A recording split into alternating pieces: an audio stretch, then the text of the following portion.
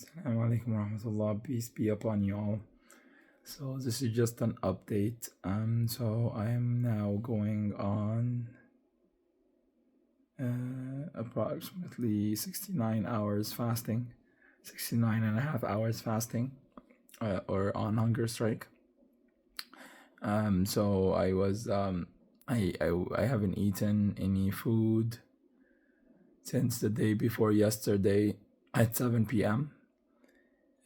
Last night I've only had about 1 liter of water overnight, like after sunset, and then up until before sunrise. I'm currently fasting completely from food and water again up until sunset. So unfortunately, things did not go as planned. So originally, I was told that there's not going to be any issues, and I would be able to use a personal tent and everything and stay on site at the Calgary City Hall. Unfortunately, we have run into issues with security being aggressive and assaulting me actually multiple times. And I have all that on videos that I've potentially shared earlier here. And then, so where we stand right now, I am continuing with the hunger strike. I actually have applied for a permit, but they had refused it for being too soon or something like that. So I'm unsure what I'm going to be doing now. I am continuing my hunger strike from home. I will be constantly posting updates. I'll be seeking ways to raise awareness about what I'm doing, and unfortunately, although I've messaged, like I've emailed like my media release to all the news outlets in Canada, I unfortunately have not had a response. When I was at the civic at the Calgary City Hall there, I have met reporters. She had said to email an email, except I had already emailed that one, and she said it takes a little bit of time for someone to reach out back. So I mean, I don't know. I'm not losing hope, but I've done my part. I've messaged the member of parliaments. I've messaged premiers and prime ministers and all the media outlets. Now this kind of depends on you. So I believe I've done everything I can possibly do. If someone has any other ideas, I am completely open to them. Otherwise, if you can share the website, make sure people are aware. And now that I'm reflecting on the whole experience, actually, originally, my website was Hunger for Humanity, as in, like fasting and actually doing the hunger strike.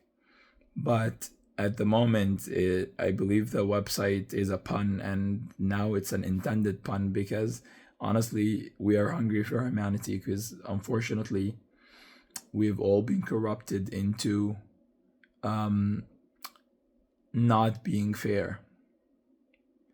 How? So if your country or your family member or your whatever does something wrong, unfortunately, there's only going to be very, very, very few that will actually tell that person they're wrong. If they're on your side, you turn a blind eye, which is unacceptable.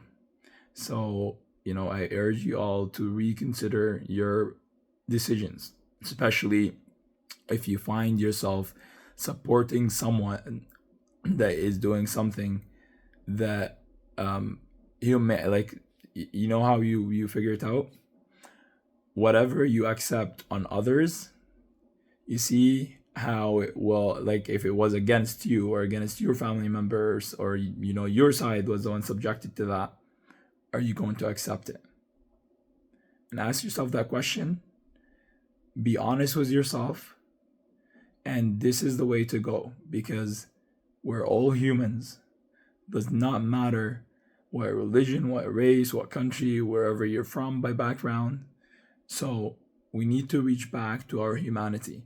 This is the only way to move forward, because when I am not honest with myself, when I'm doing wrong against humanity, then guess what?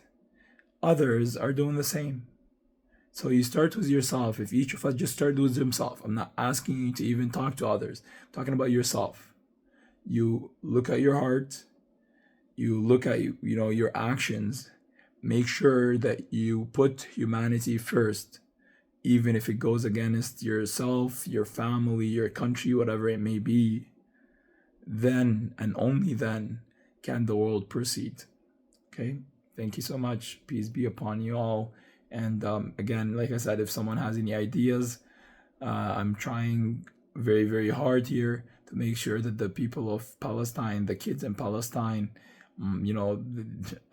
I left my kids here at home crying because the kids in Palestine are dying, literally. The people there are not finding any food because there's food waiting at the border, except it's being blocked. And then whenever there was a convoy, a ship that was launched in the sea to get to them via sea to be able to break the intended blockade of food and water and humanitarian aids, it was attacked by Israeli drones and like in international waters. I don't know how we are accepting this. Honestly, we need to start standing up. We need to start speaking up. This should not be going on. We're in 2025, right? We're talking like everywhere, like here, we're talking about, recognizing all the bad that was done to First Nations. And abroad, there are genocides happening as we speak, whether in Myanmar, the Rohingya people, whether in Sudan, there's the conflict that they started there. There is in Yemen, there is starving and there is a conflict. There is the Uyghur in China are being put in concentration camps. Concentration camps, literally. It's another, Holocaust. So it's horrible. The genocide in Palestine is a Holocaust as well. They're killing them through starvation, through bombing, trying to get them to leave their lands forcibly. There are people that were Holocaust survivors that are completely against what's happening there. What's happening there is ethnic cleansing. There is no reason, there's nothing that will ever make genocide acceptable. Thank you all, and sorry if it's a longer video. Thank you. Have a great day.